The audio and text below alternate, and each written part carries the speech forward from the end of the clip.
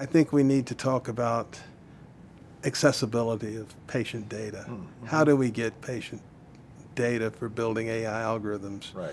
The college and you and I both participated in a workshop that the NIH put on for a research roadmap in AI.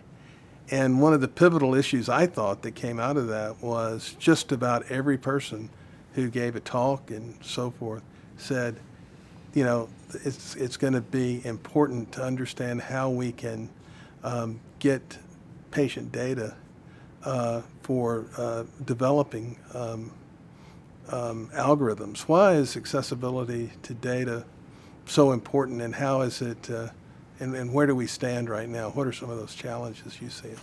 So if you think about artificial intelligence and the architecture itself is the rocket, then the data is the rocket fuel. And so how do you get enough fuel to be able to make a difference, get a smart inference, get a smart artificial intelligence? The way you do that is by having large amounts of data.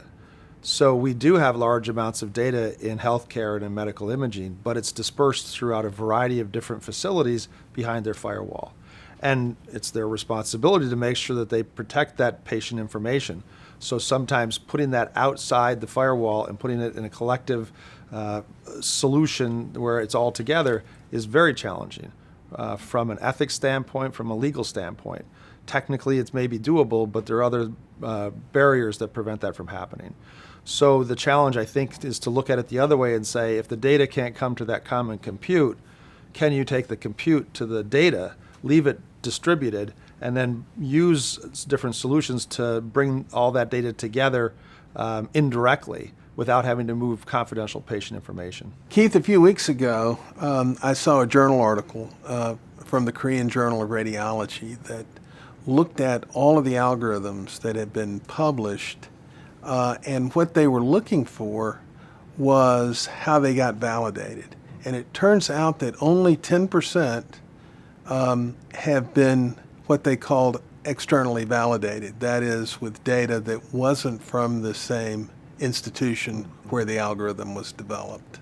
Well, if you were to take data from one facility and then you were to test it on that one facility, you could probably with some certainty say how accurate it is at that one facility.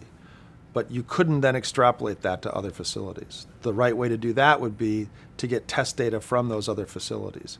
And if you wanted to generalize to be able to work at many facilities, you'd probably want that to be a distributed validation, where you're testing that accurately at those various places and keep training the algorithm until it gets accurate everywhere. Well, you know, that's a great point. So to that point, if we were going to validate that way, wouldn't it be good to train algorithms that way? Well, I think what you'll do when the first algorithms start to test that way, they're going to find exactly that they probably weren't trained correctly. They were trained at one facility. If they were tested on 100 different facilities' data, it's probably going to show that that's not the right way to train. And to your point, you'd want to train at all of those facilities and test at all those facilities.